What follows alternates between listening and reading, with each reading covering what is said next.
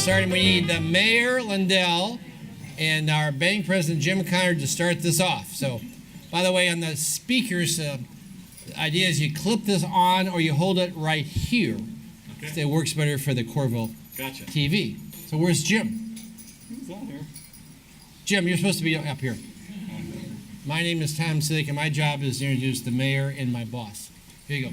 You say something profound.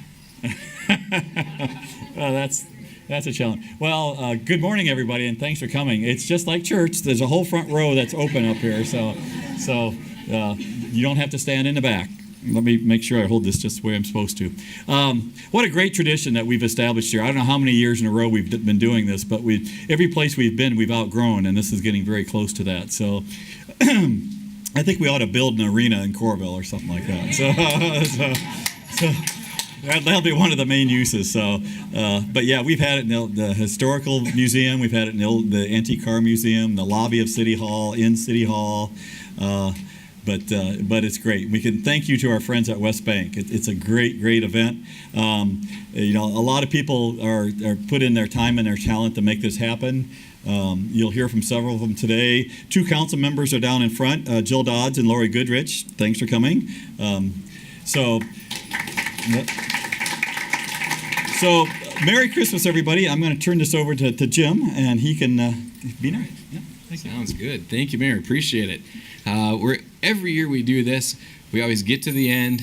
It's about 5 minutes after 1, and everybody's got to get going, and we miss out on the singing. So this year we thought we'd start by introducing Santa Claus first, have Santa come up, and we also have a new singing group. I know there's been some exciting announcements of singing groups that have been they're coming to Carver Hawk Arena, something about Old Dominion. This is even more exciting. It's the Cilek Singers. So you know who you are. Come up front if you are a member of the Cilek Singers, and we'll let the music begin. John Moyers on the ukulele, accompanying the Cilek Singers. Okay, if you're on the program, you're supposed to be up here now. If you can't sing very well, Jingle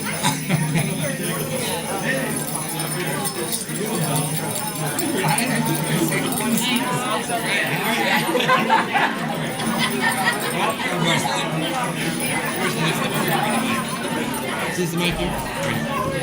Speaking of that. Now, just before we start, where's Devin Van Hosting? Devin, come on up. Now, this truly is a world debut of the Cilek Singers. So the question, where does it go from here? So I've invited in Devin Van Hosting. Devin works at Hansher Auditorium, right? That's honestly true. He is sort of their talent scout. So when this is over, Devin will announce if our next stop is the Hansher stage. So here we go. Big round of applause. What's it like? Jingle bells. It's like jingle bells, and then dashing to the snow, and then the jingle bells. Yeah, everybody got it? What's that? The chorus? First chorus. Okay. Start introduction. All right, everybody, it's in the key of C. Is everybody ready? Okay.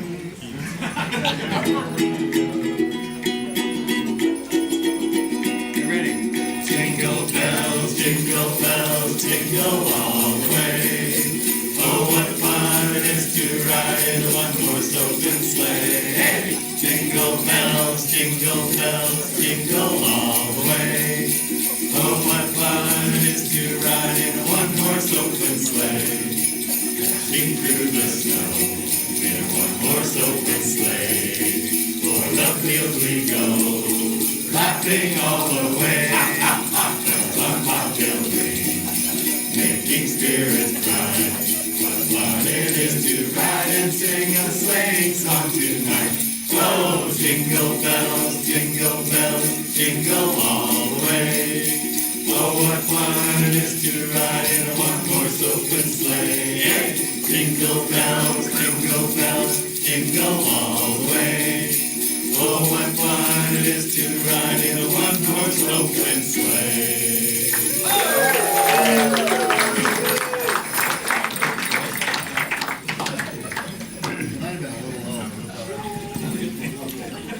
Well, Devin, how was that?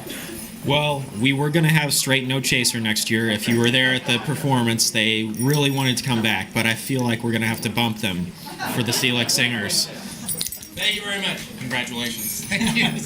Ceiling. Oh, wait.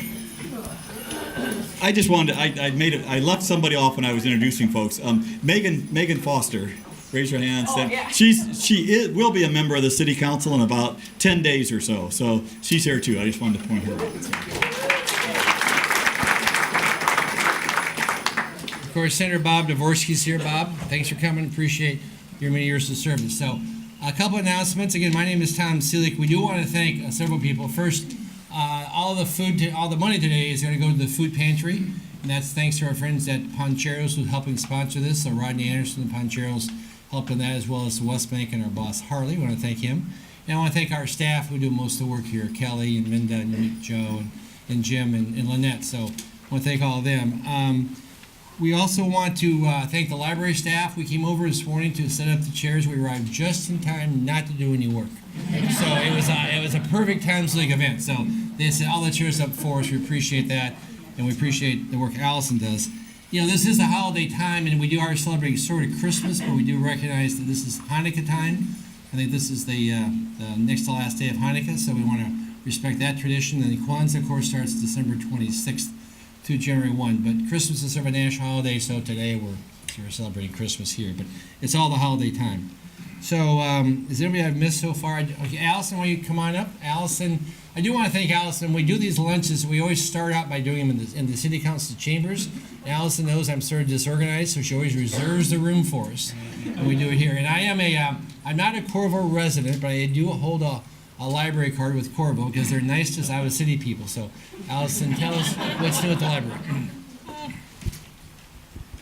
Well, welcome to the Coralville Library. I'm the director here at the library for almost 20 years.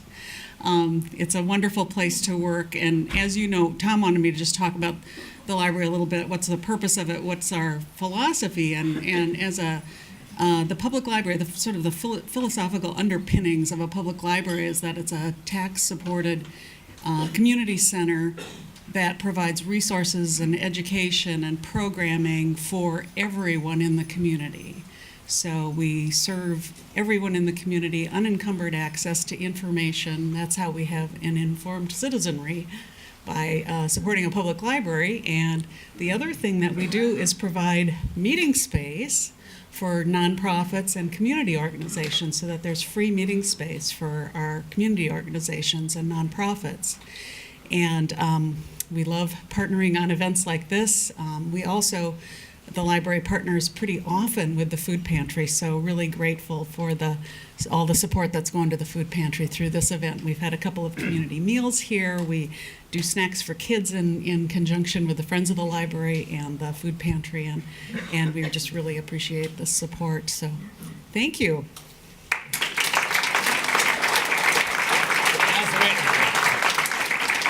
Allison's sort of a friend of mine, but we did have a little dispute last week. I wanted to tell my side of the story. As I told you, I'm from Iowa City, so I have a card out here. So I wanted to get this book called Grant by Ron Chernow. It's sort of a big book, and so, I looked at it, and it's 1,013 pages. That doesn't count the 50 pages at the beginning with the Roman numeral things, you know what I'm talking about? So it's like 1,050 pages. So I got the book, and they said, well, you can have it for 2 weeks. I said, 2 weeks, 14 days. I said, 14 days? I can't read this in 14 days. So I looked at the print. Well, you can't even see the print. You need a magnifying glass. So I've decided that this is unfair. I think it's a conspiracy against us Iowa City people, because nobody can read this book in 14 days. So I'm going to leave the book right here, and as the speakers come up, just take a gander at this, and we can sort of vote at the end. Is it possible to read this book in 14 days? I think the answer is no, but I do appreciate your help. Do you want to have a response to all this? One thing that I left out of the philosophies of public library is that we respond to our local community and the needs of our local community, and we have very fast readers in Coralville.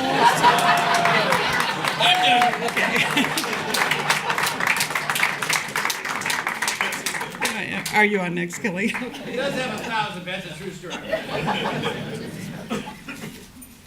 What she didn't tell you is she also gave it to him on cassette, so he doesn't have to read it. Reading is beyond Tom. Our first speaker today, we do appreciate all of you coming today, and we are here to celebrate Christmas, and each and every one of you has really had an impact on our community, and we really do appreciate all of you being here. Our first speaker today is Dan Holderness. And Dan has been our city engineer since 1986. And so we've been very lucky to have Dan here for many, many years. A lot of the improvements that have been made in our community are Dan has been responsible for. If you can't make it around Coralville next summer, Dan is the one to call. So Dan is here to talk to you about a couple of major construction projects that we have going on this coming year. So Dan Holderness.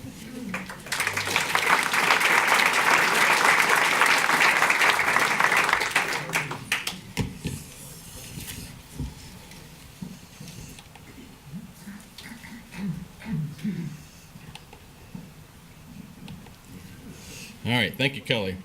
And what he failed to mention is that I'm going to give you his cell phone number. So next time, if you have a problem, call Kelly. So briefly, what I'm going to talk about is two major transportation projects that are going to impact everyone in Coralville next year. The first is our Coral Ridge Avenue improvements, what we call Phase 2. They're from Oakdale at the left of the screen up to Forever Green Road at the right of the screen. The improvements are essentially going to be the same thing as we did in Phase 1, which was from Holiday Heartland up to Oakdale. We're going to add 4 lanes. We'll have a center median. We'll have new street lights, new traffic lights, a 10-foot trail on the west side for connectivity between Coralville and North Liberty. There'll be a new signalized intersection at University Parkway and Coral Ridge. There'll be a new signalized intersection at Wheaton Road and Coral Ridge. And we'll improve the signals at both Oakdale and Forever Green at both ends of the project. This is a kind of a blow up of the south end, Oakdale Boulevard here, Coral Ridge to the right, north to the right. We're going to improve this intersection again, add more turn lanes to help people get through that intersection. And another thing we're going to do is add a pedestrian underpass, much like it was put in Phase 1 right north of Holiday Road, so that people, peds and bikes, can get across the road safely without having to interfere with or interact with the traffic, I guess you should say.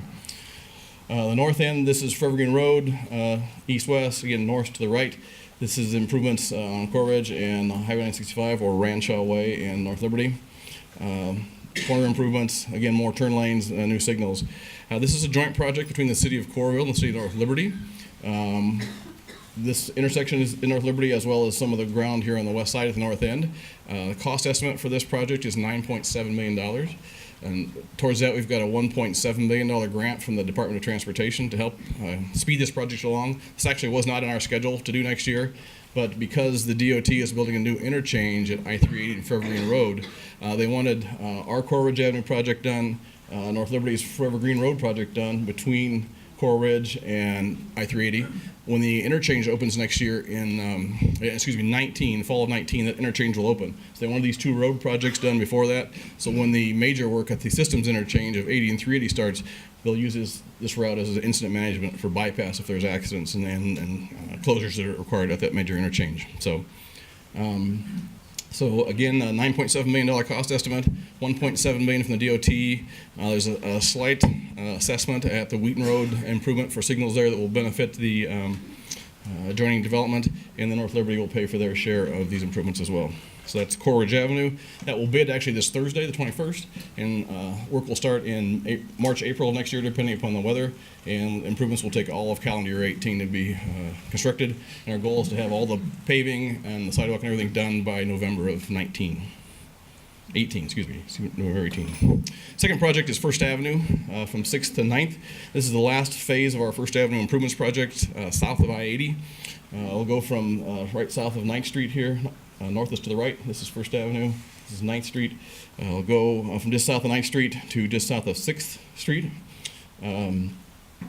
Be 5 lanes like the rest of the corridor, 5 lanes, center turn lane, new sidewalks, new street lights, new traffic signals, new utilities. There'll be a new permanent signalized intersection at First Avenue and 7th Street. There'll also be a new 4-leg permanent signalized intersection at First Avenue and 6th Street as well. It's kind of a blow up of that intersection. As you can imagine, with this railroad track through here, that was a real challenge for the designers to get this to work with the new intersection going through, but they were able to do that. And so this will be the new leg going to the east. Let me back up a second. One thing I should say is that what this eventually will become is an extension of East 2nd Avenue. So if you think of 9th Street and where 30 Hop is, that's 2nd, so that will go south, provide access for the new arena project as well as the IRL clinic, and eventually it'll go on south past 7th and tie into 1st as another access point into the River Landing. So this, just to get everybody excited, this is the staging plan for our construction. Wow! Basically what's going to happen is this year we installed a duct bank, underground duct bank on the east side, and all the private utilities are in the process of relocating from overhead to underground on the east side, so they'll be in the proper place for our street construction. So next year when the construction starts, traffic will be on the east side, east 2 lanes, 1 lane each direction head to head, and they'll tear out the west side, paving, and they'll put the new public improvements, new water, sewer, sanitary sewer, those kind of things. Then they'll pave the west half, move traffic over to the west half, and then they'll pave the east half after that. This project cost estimate is $7.48 million. We have a $5 million grant from the DOT to do this work, so a lot of federal money in it, which is good. This will bid in January through the DOT letting. We'll start in March, April timeframe again, depending upon the weather. And again, we hope to have all the hardscape improvements, lanes, traffic lanes, signals, street lights, everything done by November of 18 as well. That's all I got.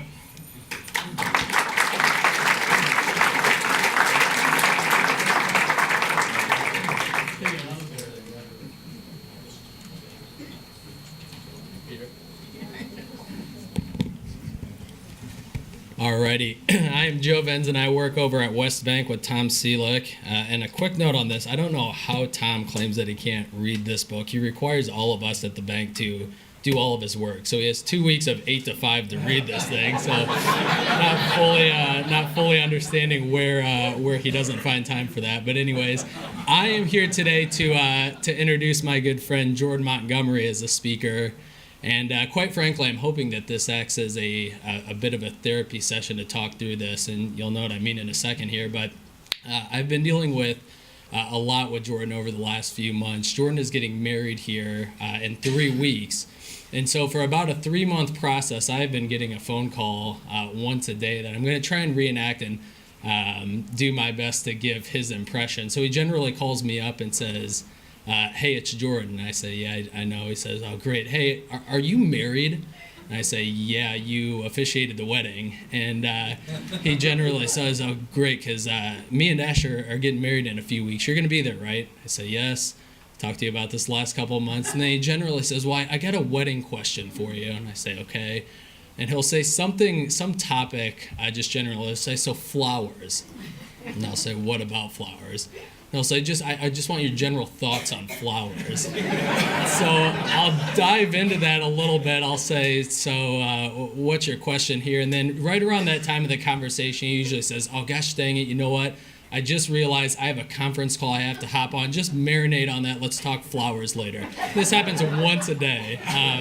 Ring bearers, cake. I have a list that goes on and on. So anyways, I get a call from Jordan last night that I thought was very similar in that regard, and so I answer, and he says, hey, I want to talk through how you're introducing me tomorrow at the luncheon. And I said, oh, I'm really excited about it. I feel honored to do so. He said, yeah, I was hoping Jim was going to do that. I said, why? He said, you know, it's with him being the president of the bank, and you just get it, which I don't get, but apparently he was embarrassed that I was introducing him. But I said, you know, I have a general bio that I'll talk about. I'm assuming you're talking about financial advising and the work you do. He said, no, I'm talking about concerts and economic development. I said, do you have any background there? He said, none. And he laughed for a minute straight on the phone with no reciprocation from me. He says, isn't that hilarious? I said, it sounds weird to me.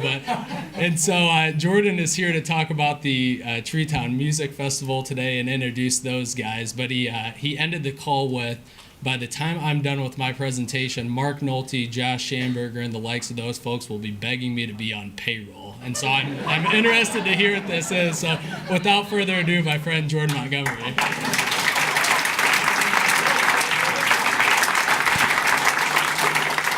Hey, well, I'm excited to be here. I came from a really important meeting right before this lunch. And so Kelly Hayworth and Tom Cilek and I met with the folks that do this Treetown Music Festival, and they're here with us today. And so we negotiated the first act at the new Iowa Arena, fall of 2019. The Cilek Singers are going to be playing $13, so tickets will cost 4 cents, so get them while they're hot. And based on the talent, should be a full show. So, hey, I'm really just here to do a quick introduction. I've had a front row seat for about the past decade at watching some dear friends evolve their business. So I'm not formally involved in Joe's Right. I have zero experience in anything related to the entertainment business. But I do have some good friends who've gone down a path to endeavor to build a fantastic business. And so you may be familiar with some of their success. They put on Back Porch Revival. That was the Blake Shelton, Thomas Rhett show at Kinnick Stadium. They sold 55,000 tickets. One of the first times I think alcohol was ever offered at Kinnick Stadium. Ashton Kutcher and Dallas Clark were there to host. They're also kind of famous for the Treetown Music Festival in Forest City, Iowa. So it's one of the biggest music festivals in the country right now. They bring in 25,000 people per year to Forest City, Iowa. So think about what that does for economic development in a small town. And they're also going to spend a little bit of time talking today about the show at Carver Hawkeye Arena in April. They're bringing more entertainment, Old Dominion, and a few other artists in conjunction with Margaret McCaffrey and her AYA efforts to fill up a sold-out Carver Hawkeye Arena show. So it's been really fun to watch them evolve. They're a family-owned business. Again, just dear friends, kind of the American dream. I've watched them pour everything they've had into this business. They've taken a lot of calculated risk. I've really appreciated the way that they've treated people in the process and done things the right way. And they're really eager to build more of a presence in Southeast Iowa. So it is with great honor and a great privilege I get to introduce today first, the two kids. This is Gary DeWard and Michelle, so raise your hand. I don't think you're speaking, but the guy who is speaking today is a guy by the name of Dave DeWard, and Dave is the only guy in America who uses a state before his first name. We're in Nashville in October, and Dave walks around Nashville, and he calls himself Iowa Dave, and it works. And so people actually respond to this guy. Says, "Oh, I'm Iowa Dave," and everybody knows him in Nashville. It's really cool to watch him float around town and the connections they have. And so they've really put Iowa on the map in the entertainment business. And we are really excited to bring them to Southeast Iowa to do more events here. So we could give a great corridor welcome to our friends from Basis Entertainment, Dave, Gary, and Michelle DeWard.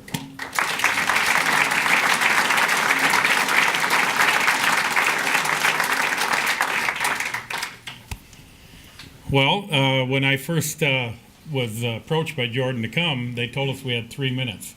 And he said, "I'll take up 30 seconds, and I have 5 seconds left." So it's been nice seeing you all, and we'll talk to you. Obviously, as Jordan pointed out, I have my son and my daughter. We're a family-owned business. We started the music business, I hate to say how long ago, but a while ago.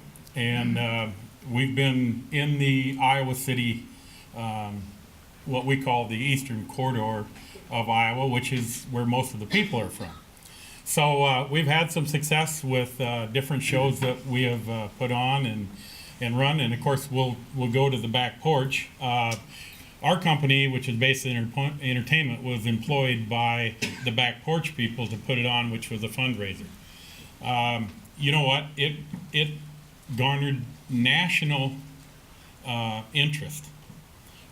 Everybody that we talked to, and we said, "We're bringing Blake Shelton to Iowa City," they said, "You're crazy. You couldn't sell enough tickets." Well, let me tell you, we've done other shows, and we didn't sell near as many tickets as we did at Iowa.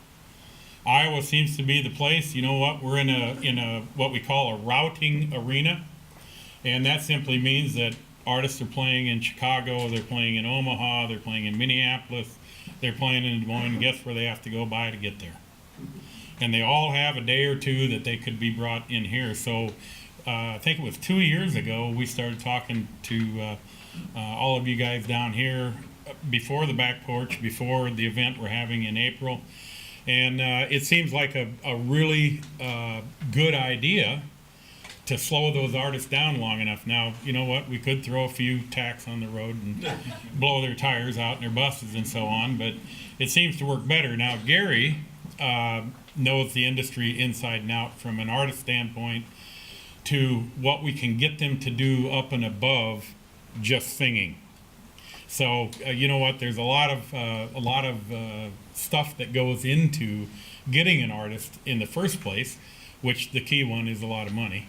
But they will do things for you if you ask them. Now, in the last few years, we've gone through a few marketing managers in our company, and so Michelle, my daughter, oldest daughter, finally decided it was time to come back to Iowa. You know what? We only live 60, 70 miles from Ames. We're Hawkeyes. And literally 30 years ago, I met an individual that would be considered somebody, everybody in this room probably knows him. And I introduced myself 3 different times to the guy, and he kept going, "Who? What?" And I was riding in a car with him. I just reached over and said, "I'm Iowa Dave." And he's like, "You the only guy in Iowa named Dave?" And I said, "The only one that matters to you." And he called me a series of names for saying that, but we sat down, and when I got up to leave, he said, "You know what, will you take a bit of advice from me?" And I said, "Sure." And I said, "What's that?" And he said, "If you don't use Iowa Dave, you're an idiot." He said, "I'll never forget that," and he never has. And I've been using it for 35 years. The older I get, the less it sounds like a good idea to me. Doesn't work in Iowa at all, I'll tell you that right now. But other parts of the country, it does work pretty well. They want to know if my parents were illiterate or what, named me Iowa Dave. But at any rate, there's a whole series of things I could tell you about stories of different things. But I'll tell you what we have seen across the country is the economic impact of bringing in an artist. You know what? Southeast Iowa already has a lot of impact people. I mean, you got the Hawkeyes, Dallas Clark, you got Ashton Kutcher. You know, they're at the top of their elite in all the business that the different businesses that they do. So we have things to offer. When we were at Iowa, we had support from almost every part of the Iowa contingency. We go to other schools who have storied programs. There's not the support that we have in Iowa. It's really a cool thing. And Jordan is right. I walk around with, I don't own anything that doesn't have Iowa on it. Nothing. Literally, if I want to change clothes, it's just going to be more black and gold.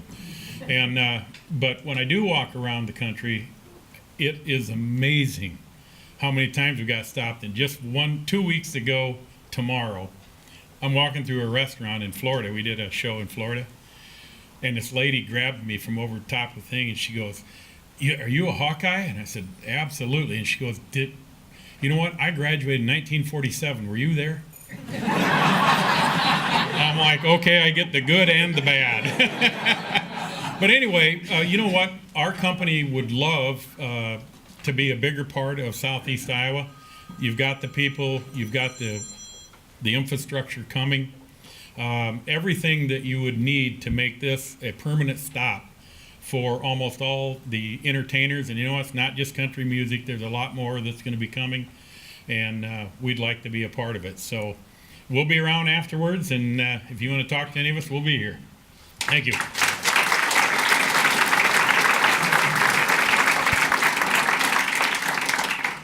Thanks a lot. Ryan, where's Ryan?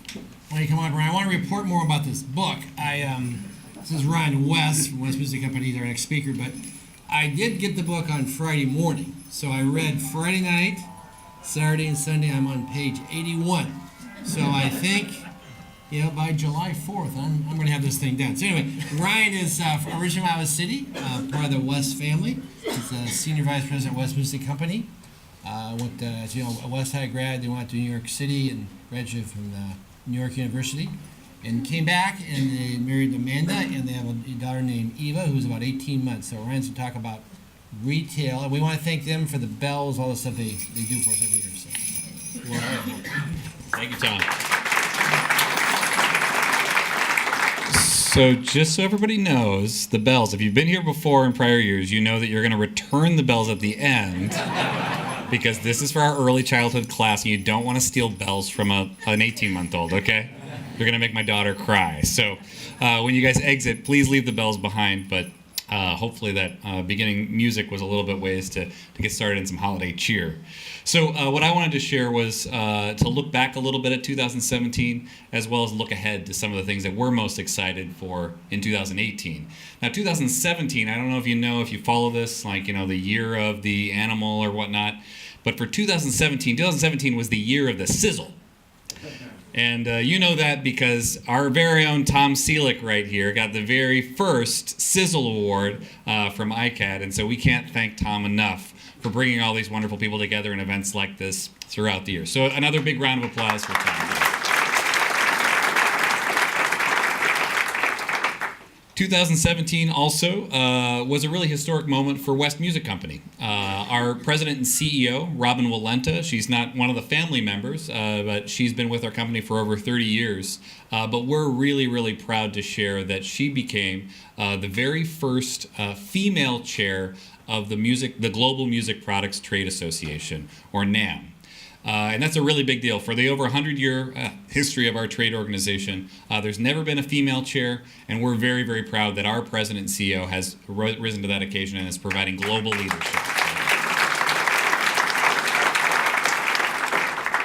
It's also an equal excitement there is that Steve, actually, our chairman, Steve West, you probably know, aka my dad, or as he likes to refer to, he's like Ryan's dad, he's known as. He also had the opportunity to lead that organization about 20 years ago. So it's very rare for someone, one company, to have two different people step into that leadership role. And I think it speaks volumes about us as Iowans, as our respect across the globe, and our ability to continue to lead and transform global industries right here from Coralville, Iowa.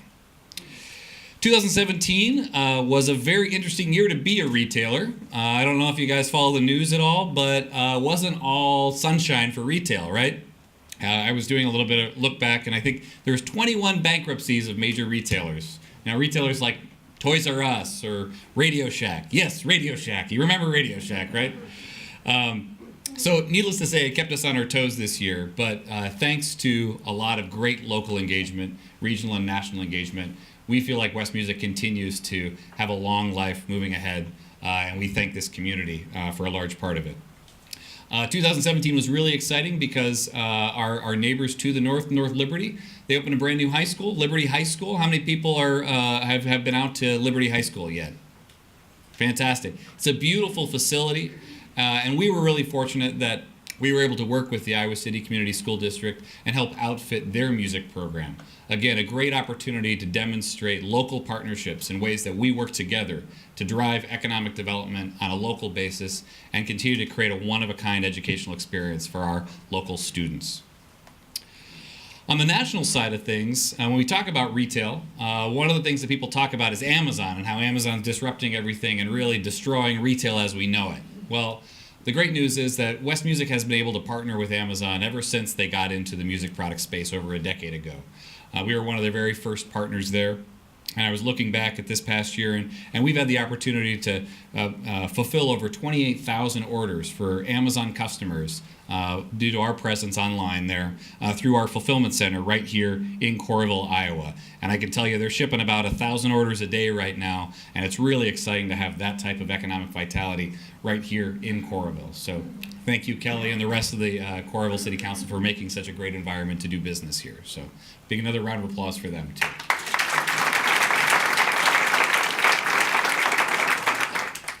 And Texas. We were talking about country music, and Texas knows a little bit about country music, right?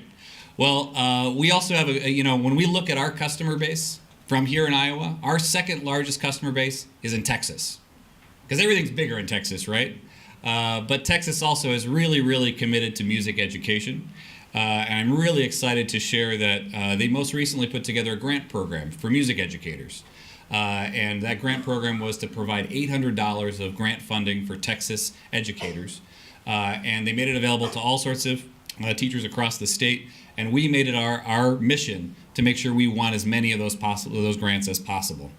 And over just 2 weeks ago, we found out that they awarded over 1,000 $800 grants to those classroom educators. And I'm proud to say that West Music had the chance to participate in over 600 of those 1,000 grants, again bringing great economic activity right back here to Coralville.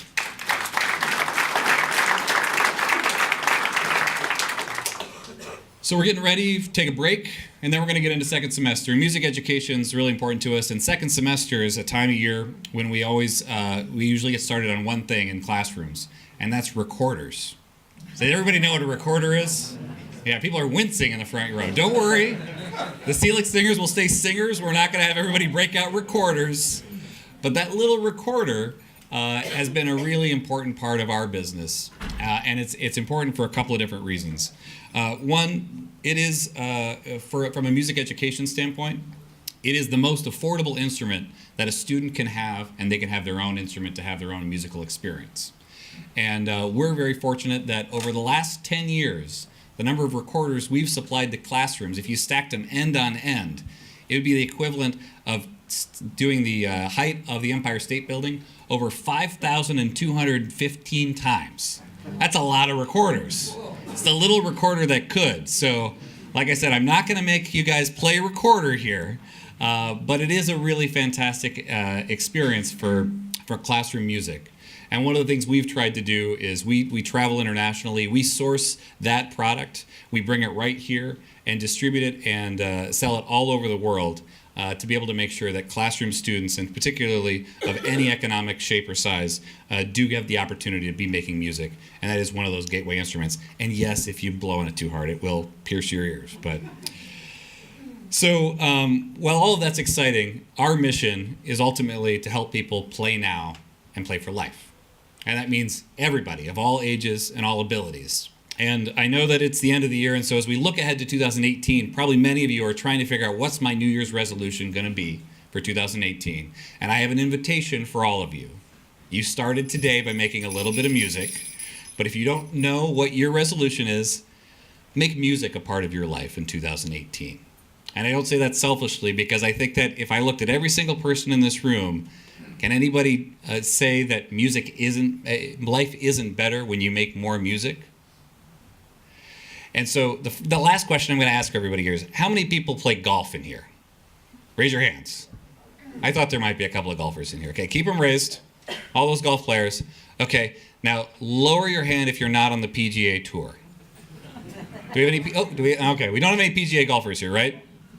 But I use it as an illustration because you still play golf, even though you're not a professional golfer. And when you think about music, I hear so many times that people say, well, I used to play, or I'm not any good, or anything like that.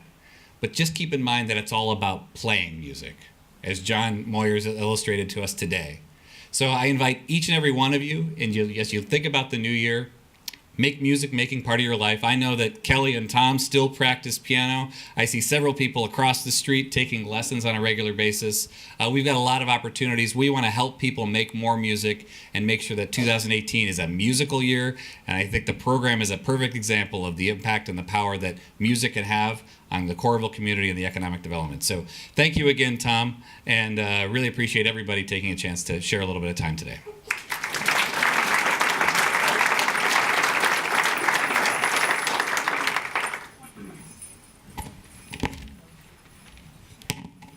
So Tom really has been complaining at the bank about this book and how it's impossible to read in 14 days. So Allison, where are you? I decided to do a little research on behalf of the Coralville Public Library, and the average person can read 200 words per minute. Based on the number of words per page in this book and the number of pages, Tom can finish this book in 14 days if he just reads 3 hours per day. So, but we all know that Tom's not average, but we know he can talk 500 words per minute, so he should be able to read 200 words. Our next speaker is Katie Brown. Katie is a strategic marketing guru with a focus on branding, social, and digital marketing. She has been responsible for creation, execution, and maintenance of branding plus social marketing for political campaigns, local businesses, and national brands. Her clients have included Hershey's Candy Company, 3M, Urban Acres Real Estate, and many others. She is currently president of Meld Marketing in Coralville, a women-owned full-service marketing agency. Katie and her husband Matt have 3 kids, 2 dogs, and ample dust bunnies in their Iowa City home. Those were her words, not mine. I'm sure her house is impeccably clean. Please help me welcome Katie Brown.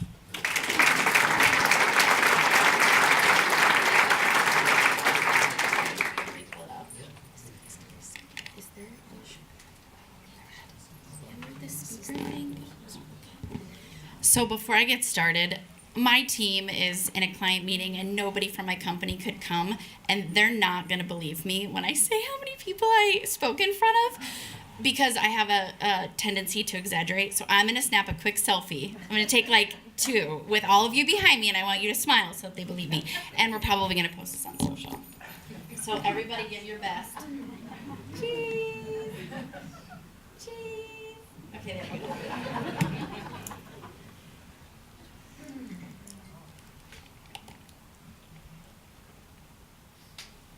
I'm used to Google Docs.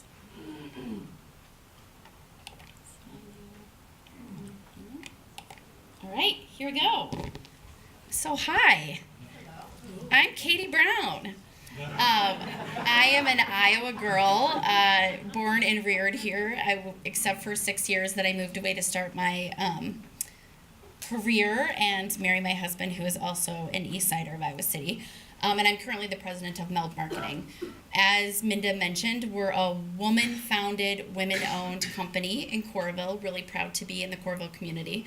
And we currently have 8 full-time employees, which we've built in the last year, so that's super exciting, and also I'm really, really tired.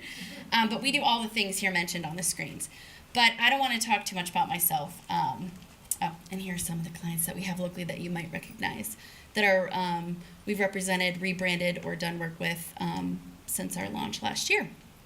But I do really want to talk about how marketing benefits local entrepreneurs, local nonprofits, and groups, just really quickly. So I'm going to throw a bunch of information at you and just scare you. And then I'm going to give you 2 tips going forward into 2018. So why is social media so important, or having a digital presence for your business? It's because it's where people are. And people are in a noisy world where they are assaulted constantly through their computers and their surroundings and their television sets. And you really have to stand out from the crowd and make authentic human connections with people. So people send over 500,000 tweets per minute. And I bet right now, given our current political climate, it's more than that. There are 3.3 million Facebook posts per minute. On your business Facebook page, about 2% of your fans see every post that you make without paid ad spend applied to the back end.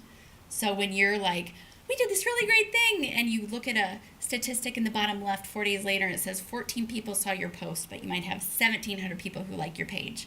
That's why. 66,000 photos are posted on Instagram every minute. And 300 hours of video are uploaded to YouTube every minute. It's crazy. I bet my kids watch like all of those. 3.8 million Google searches every minute. Most people don't even get past the first page. Like less than 5% even go to the second page of search results. But also, anybody want to take a guess at who the largest search engines are right now? Besides Google?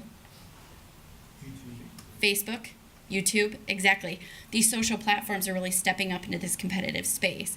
So having a presence and a strategy across all digital platforms for your business is essential this day and age. People spend 1 in 4 hours per day on their phone, or 11 years of their life. I'm probably closer to 22. You guys feel me? It's like 8 o'clock. You're on the couch. You ignore your spouse and stare at your phone while you're watching shows that you've DVR'd. Right?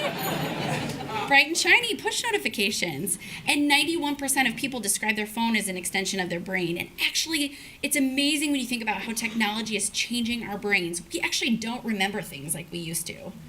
We don't remember what Friends episode our friend was a star in. We remember how to access the information. So if you're sitting at dinner having a conversation, how many times do you say, oh, let's just Google it? Right? You don't remember like you used to, which is super fascinating. So now I'm going to give you 2 tips. So I've totally scared you with statistics of why it's important to engage with these audiences across social and digital platforms. But number 1, experience is everything. The way that people come in contact with your brand, whether it's a personal branding situation, a nonprofit branding situation, or a community, or a bank, they remember how you made them feel. Being really authentic and connecting with people as humans and figuring out what's that trigger to make me take an action really helps you with your strategy. This is an example of an upside down house that our team built last year for Urban Acres, which was the coolest thing to be a part of. And the second tip, get rid of the friction. Make things super easy. Is your website intuitive? Do I have all the information I need when I go to your Facebook page? Do I know who you are and what you specialize in? Just make things easy. I've actually adopted this in my personal life, and I think it makes you a better person when you're just like easy to go, just like easy to be around. Just remove the friction. And I think that's it. Thank you.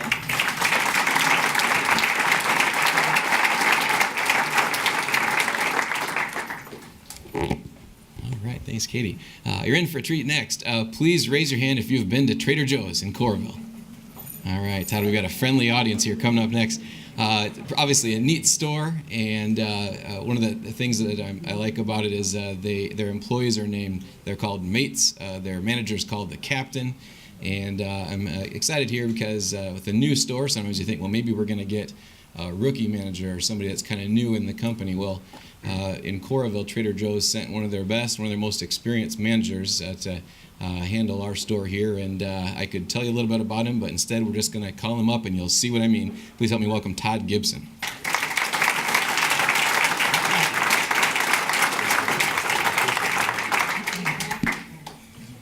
Well, thank you.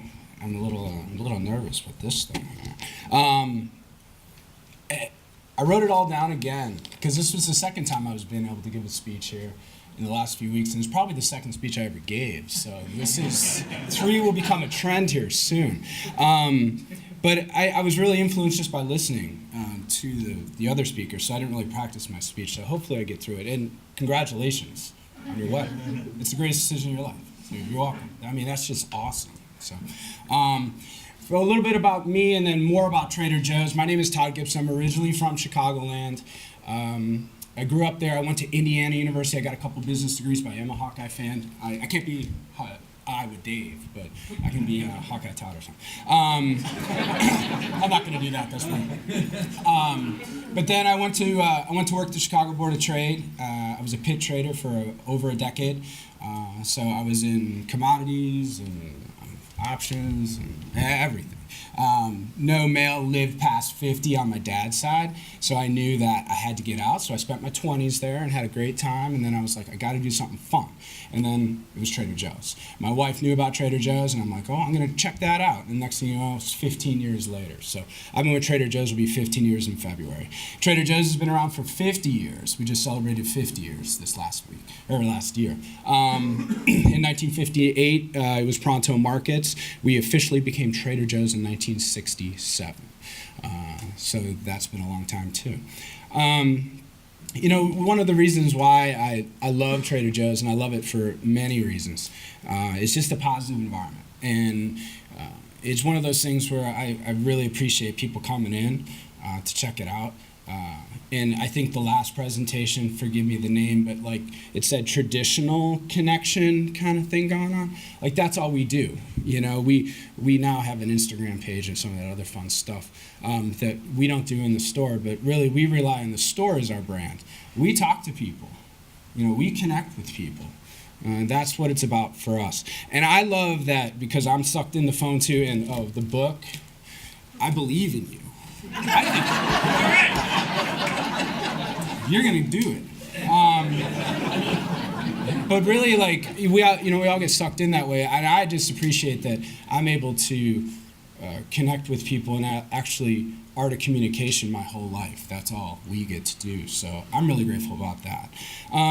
Last time I spoke about some stuff that I forgot what I spoke about, but today I had a plan, so I'm gonna plan this out a little bit. But our mission is really to give the best value that we can and connect with people, right?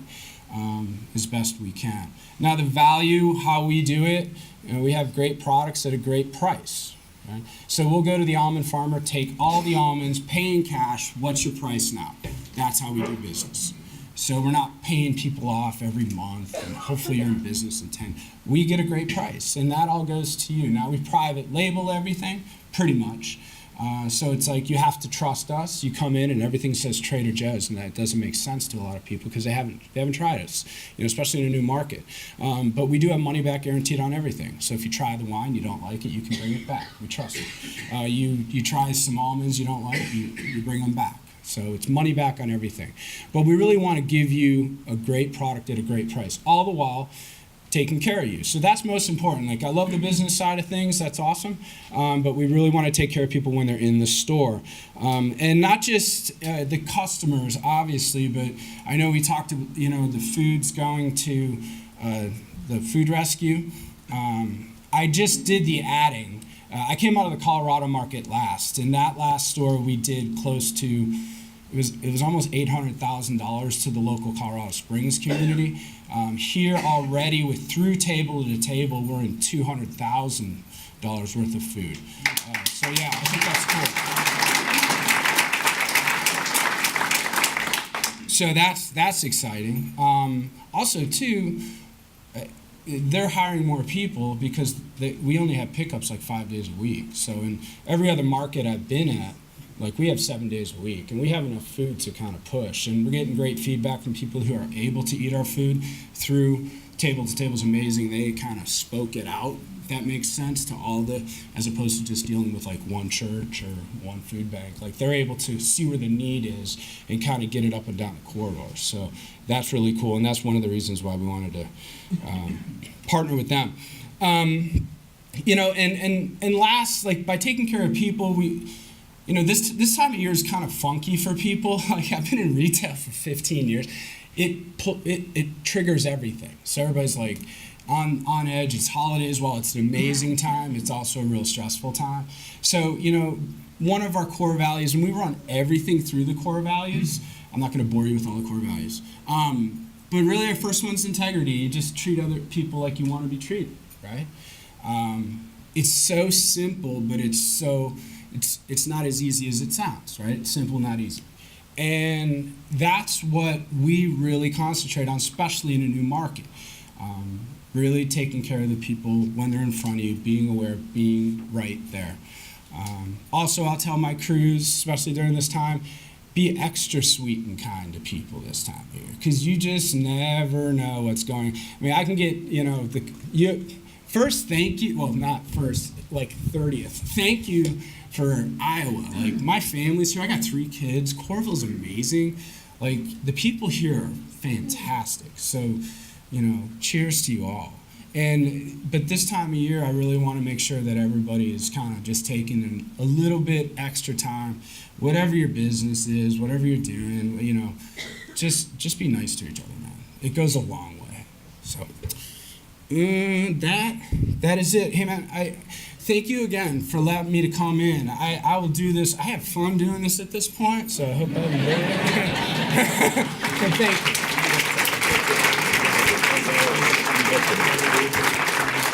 Thank you, Todd. Congrats on this opening your store and your success. It's obvious it's a neat store when you look at the outside when you come in, but it's also kind of fun to hear some of the inner workings, how they interact and how they manage their group. So thanks, Todd. Tom, so Todd gave you a vote of confidence there about, reading. He said, I believe in you, and I think we can do it. Now, Todd's still fairly new to the community. Todd, some of us know Tom pretty well. I've worked with Tom for 7 or 8 years now. A lot of us have been Tom's best friend at one point or another. And Minda did the math. She figured out that if Tom just reads 3 hours a day, he could have this book finished in 2 weeks. Well, raise your hand if you think Tom could sit still for 3 minutes a day and read the book. But I just say to Allison, maybe start calculating the late fees now and just give him a bill early. But anyway, good luck, Tom. We're all behind you. One of the things I liked about Todd when he came to town, he did some interviews. There's obviously a lot of public interest in Trader Joe's and his company and surrounding the store. And one of his quotes was, "It's just the right place at the right time." He said, "The only store in Iowa is in Des Moines. And where are they coming next? And here it is in Coralville. We're pretty excited about that. And there's lots of reasons why it's the right place at the right time. All of what you've heard here, some of what the mayor talked about, some of what Kelly's going to talk about, but there's a lot of reasons why Coralville was the right place at the right time. Thanks for proving that to be true with the success of your store. But one of the big things that's also the right place at the right time is the Arena project. And boy, we couldn't be more excited to hear about what the latest news in that. And here's to share that with us is Josh Schamberger. So please help me welcome Josh.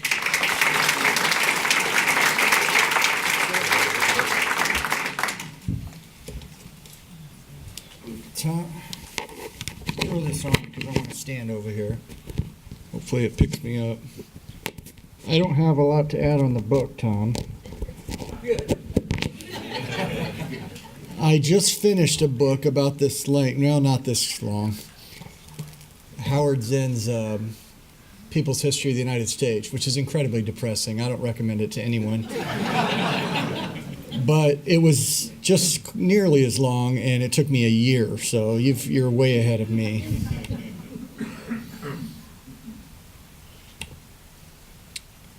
So yes, I'm here to talk a little bit about the Arena project and give an update on all the work that really the entire team at the City of Coralville and many people in this community. I know there's some folks here from Mortensen in the back who will be happy to answer questions as well. They're a terrific partner of the cities on this project. So I believe Allison said this is a laser.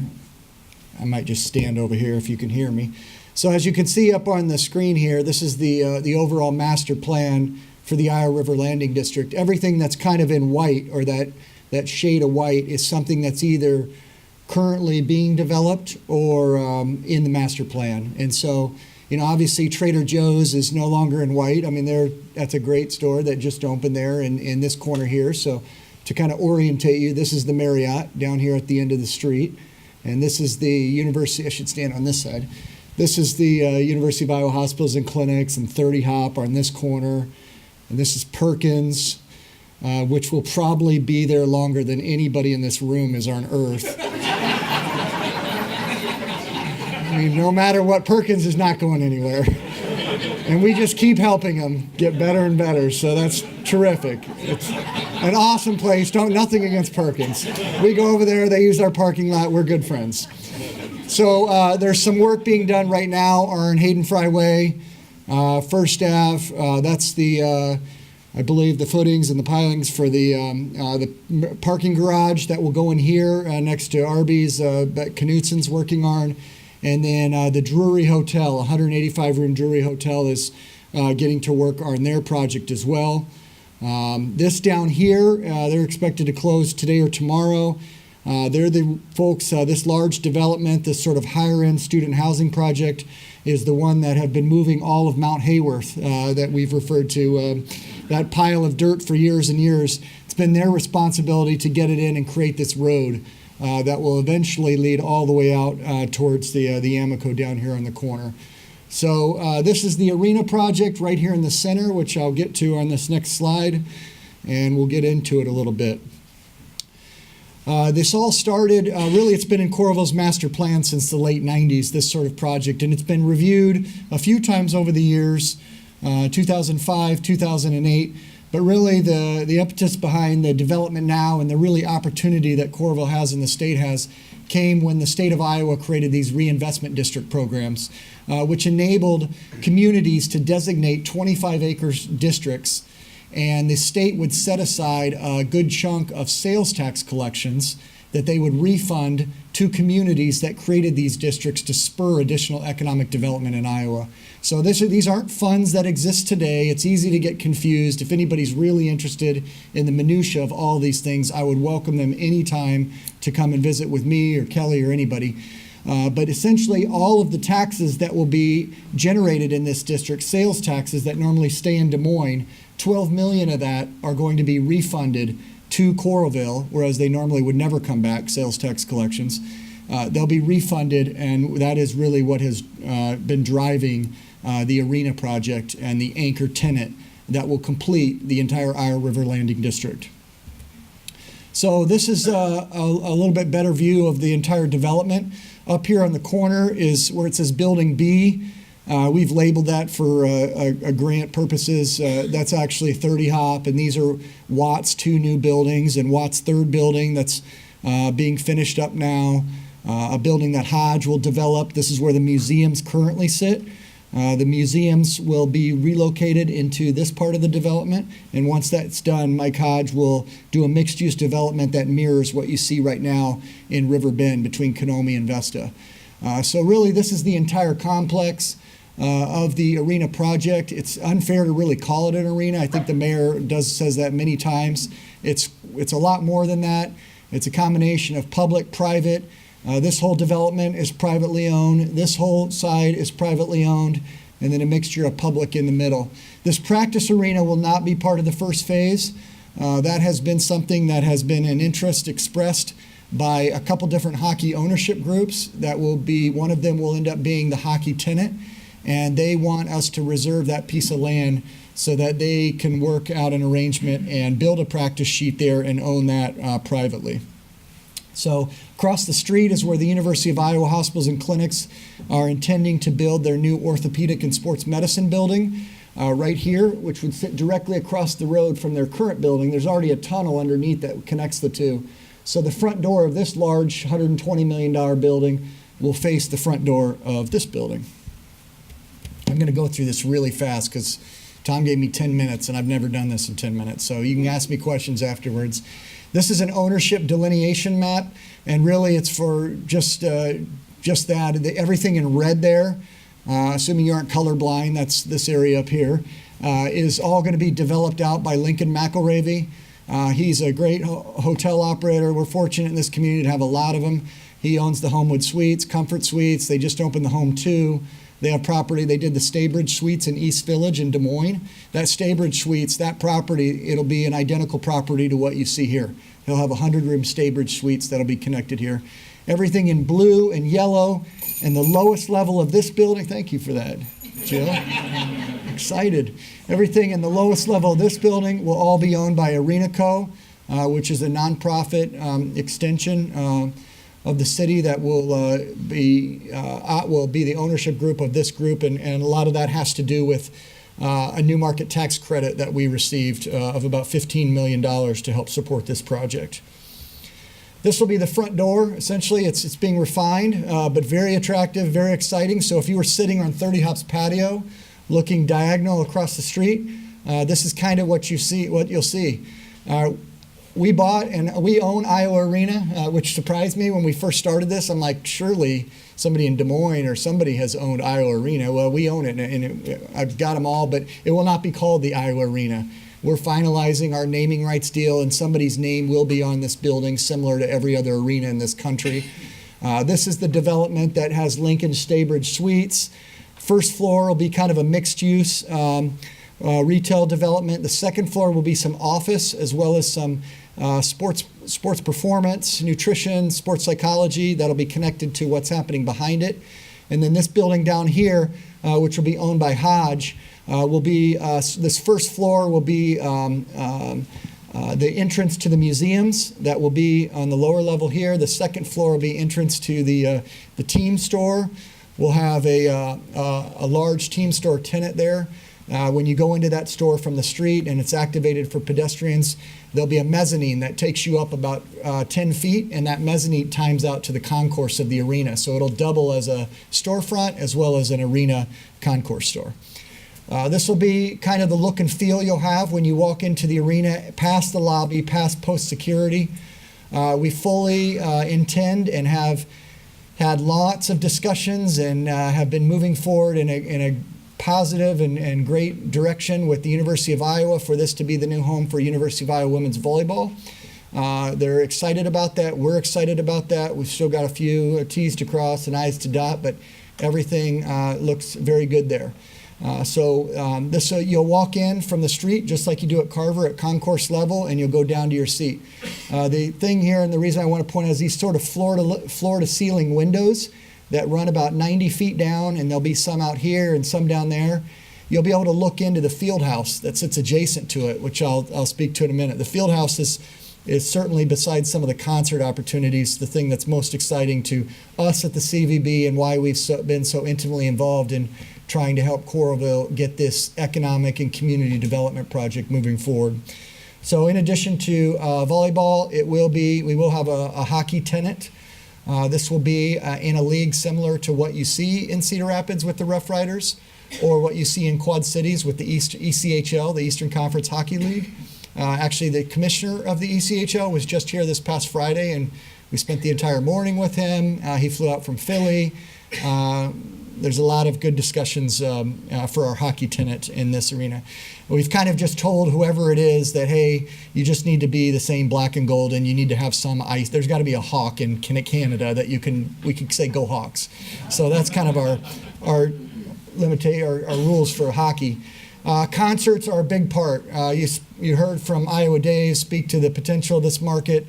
You know, Michael, who's in my office, who's our manager of sports developments, I like to joke with him a lot because I said, you know, you were 8 years old the last time Carver really had a concert. And that was Foo Fighters and the Chili Peppers in 2000. Sure, Scope and Cab thread the needle every now and then on a opportunity to do a concert. They're doing one in April with the Country Act. Was it Old Dominion? But there's a reason they're doing it in April, because Carver Hawkeye Arena is not air conditioned. It's not available in the summer, and when you're running up against athletic program demands, or when we do have an event that works and everything's aligning, we've got to figure out how to move 2,000 or 3,000 hospital parking spaces. So a lot of challenges there. This community needs, and it will do very well in the concert market. Not only for all of us, which, most of us that are my age and older that like to go up and see Chicago and see Doobie Brothers and a lot of these acts that may go up in Cedar Rapids, but also for some of our employees and our good college friends who want to see Lil Wayne here in town, or whoever. You know, we need that audience, and we should have a home for them to play as well too. I like Lil Wayne too. LeVar Woods introduced me to him. He's a couple songs are right.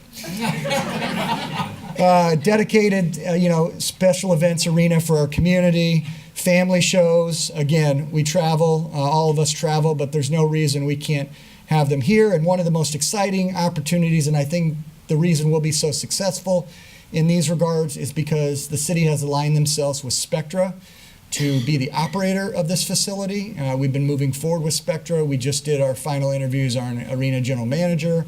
Spectra operates the Wells Fargo Arena in Des Moines for Polk County. Polk County owns that arena.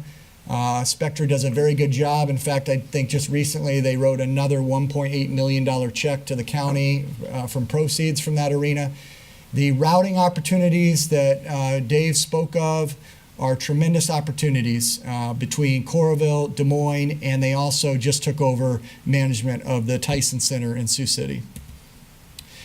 Again, the field house is the one area I just kind of teased a minute ago. This is sort of the back entrance, although this design has been refined a little bit more to the entrance on the south side of this development. But this will be the primary entrance for what we're calling the Iowa Field House currently, and the turf, that space that'll sit on the second floor. And this will be kind of the VIP entrance for suite holders for the arena. Youth sports is a $15 billion annual industry that's expected to double over the next 2 decades. You know, you all know this. You have kids. You've all traveled to tournaments out in the middle of nowhere to get back in your car to go find a place to eat or go find a place, a hotel. That is what's most attractive about this, besides it obviously being the home of the Iowa Hawkeyes, is the chance for us to have a year-round dedicated facility that's 53,000 square feet. We will be able to do tournaments. We'll have 5 dedicated full-size basketball courts or volleyball courts or deck hockey or pickleball or anything indoor. We'll be able to seat 1,000 in this facility while we're seating 7,000 in this facility at the exact same time. We've spent a lot of time on this with Sherry and Michael. In addition to using this space, it's all engineered to where the locker rooms, and we have shared facilities. So we can run 3 more courts here and run 8. And if we need to get bigger than that, a block and a half away is the exhibition hall at the Marriott. So you can park your car, you can have your tournaments. When you got 2 hours to kill, you can come over here to see the museums, you can go over to Fuzzy Tacos, you can go to your hotel room, you can come back all in one place. It's going to be a tremendous draw. The second floor of the field house, there's going to be a turf space that will be operated privately. That space will be developed out largely by an ownership group that currently represents Diamond Dreams with a couple others. That turf space will sit on the second floor, and it times out to the second floor of this building in Lincoln's, where we'll be doing some sports performance and some University of Iowa hospitals and clinics stuff on the same floor there. So they'll be able to share facilities here as well as getting in at this level. I've got 1 minute. Why is this important? Well, this stuff is big business, entertainment, big business. Just the economic impact of the Olympic trials this past year in 2016 was $5.6 million on this community for the 3.5, 4 days that they were in town. We had to provide we had to pay for a separate study as part of our state grant, and they had us hire Johnson Consulting to do an independent feasibility analysis that was submitted with our grant. And in that report, just on the field house, nothing to do with the arena, they estimated that in the first year of bookings that we would realize about 4,300 room nights and about 5.2 million of expenditures just in youth tournaments that would be happening and coming here year round. There isn't a wrestling tournament that exists in the world today that we will not be able to host now with this facility. There are a lot of wrestling events that always call us and want us to get in on the freestyle and Greco disciplines. Those of you that don't know wrestling, that's what happens from April to September after folk style, which is what you see at college, ends. Freestyle and Greco in the international level, we're hosting the World Cup next April. The top 8 wrestling nations in the world will be here: Turkey, Uzbekistan, Azerbaijan, Cuba, Russia. All of them will be here unless something happens with Russia in our current administration. But all of them will be here to wrestle for a week and be here for a 3-day competition. They wanted UWW, which is headquartered in Switzerland, wants to have a lot more tournaments in Iowa City because they know Iowa City and Iowa are truly the capital of this nation when it comes to wrestling and attendance and making the model work. This sort of last slide is kind of all the breakdown of all the project costs that are associated in our Iowa Reinvestment District. The arena is about $46 million. Everything else is kind of listed there.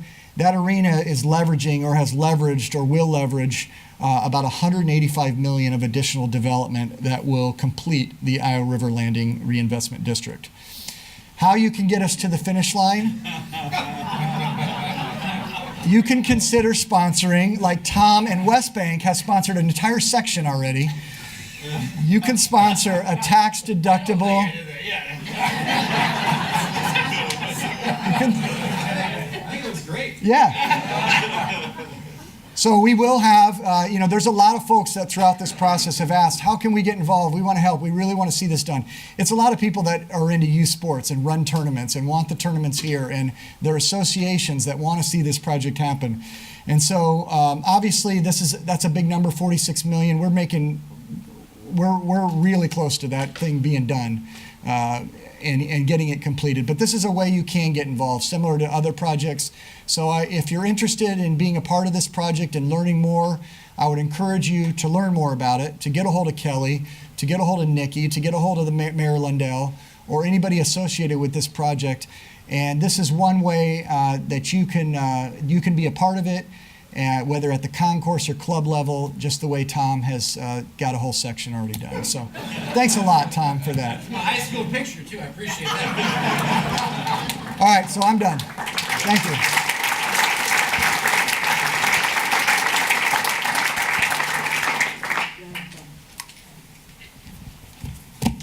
Thank you. We couldn't ask for a better partner in Josh, and we really appreciate everything that he's done for us. Before I share my 12 things to love about Coralville, our last thing, I would like to recognize one person here that has put in a lot of time and effort into our community. Bob Dvorsky, Senator Bob Dvorsky, will be going into his last session this coming year. He has lived and died for Coralville. A lot of the things that you see here with the arena, Bob has helped us with, and so please, Bob, stand, and I think we should recognize you.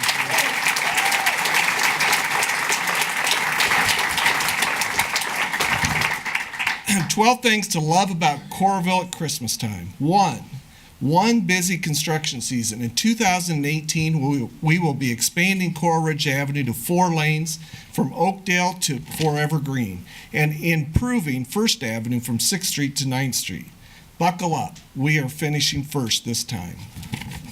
2 buck chuck. Have you tried Trader Joe's most popular item? If not, invite Tom Cilek over, and maybe, if you're lucky, Mr. Big Spender will bring a bottle to share. 3. Of Coralville's 3 terrific fests, 2 are just a few weeks away. Enjoy free frosty family fun at Winterfest on Sunday, January 14th, then celebrate winter beer at Burfest on Saturday, January 27th. I'm not sure what makes a beer winter beer, but I need to keep trying them until I figure it out. 4. Just 4 easy steps to make a luminaria for Isle of Lights. This year was our 37th year, and it was one of the most beautiful nights ever. While Isle of Lights is over for this year, we had what I hope will be a new tradition, and that is Bop's Choo Choo trains in City Hall. Stop by from 3:30 to 4:30 from Monday through Friday to enjoy this winter wonderland in motion. And it's not too late to enjoy the beautiful lights on Highway 6 and decorated homes throughout Coralville. 5 shopping days left until Christmas. With new stores in Coral Ridge Mall like Ulta, Marshall's, Home Goods, and PetSmart, and J. Jill and Lululemon now open in the Iowa River Landing, Coralville has something for everyone on your Christmas list, naughty or nice. 6. In 6 years of the Severson Challenge, nearly $21,000 in cash, bus passes, and food items have been donated to the Coralville Community Food Pantry and Shelter House, Valley View Lodge. Through Coralville's Ways and Days of Sharing, staff, volunteers, and you, our friends, are supporting the Salvation Army, Food Pantry, Valley View Lodge, and United Way. Thank you for your generosity. 7. As in 17,000 square feet in the full ice sheet at the Iowa Arena. We will be breaking ground in March on the arena, Iowa Fitness Sports Performance Institute, and more, with new space for wrestling, volleyball, hockey, concerts, and other events. This $185 million development will be a game changer. 8 years of service on the City Council by Bill Hoft. Thank you, Bill, for your service, and welcome Megan Foster to the best City Council in Iowa. Congratulations to Lori Goodrich, Tom Gill, and Mayor John Lundell, who were re-elected to their seats alongside Jill Dodds and Mitch Gross. 9. 900 degrees is the temperature of the wood-fired oven from Italy at Marquis Pizza. We welcome Marquis, soon to be joined by Louis' Wine Dive. Pizza, tacos, coffee, wine, beer, burgers, cupcakes.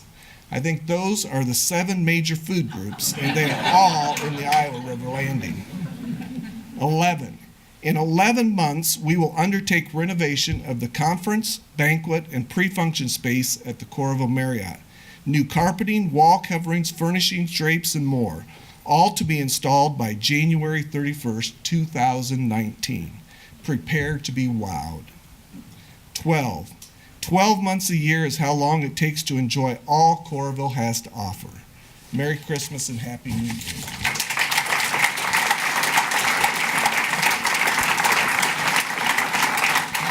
Allison, come on up. John Moyers, we're going to sing again, the Cilek Singers. But Allison, Hemingway Sack, I've got a gift for you. I have thought about this book situation since Sunday night, and I want you to know I've given up. So I am now going to return to you that 1,000-page book over there. That's yours. Because you know what I did, Allison? I bought my own book. There's no hope. So I've given up. You win. So the singers, come on, we're going to sing. John, where's John? We wish you a Merry Christmas. Here you go. Real quick, everybody stand up and we're going to go home.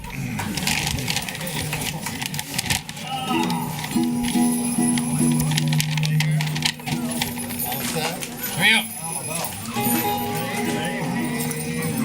Wish you a Merry Christmas. We wish you a Merry Christmas. We wish you a Merry Christmas and a Happy New Year. Good tidings we bring to you and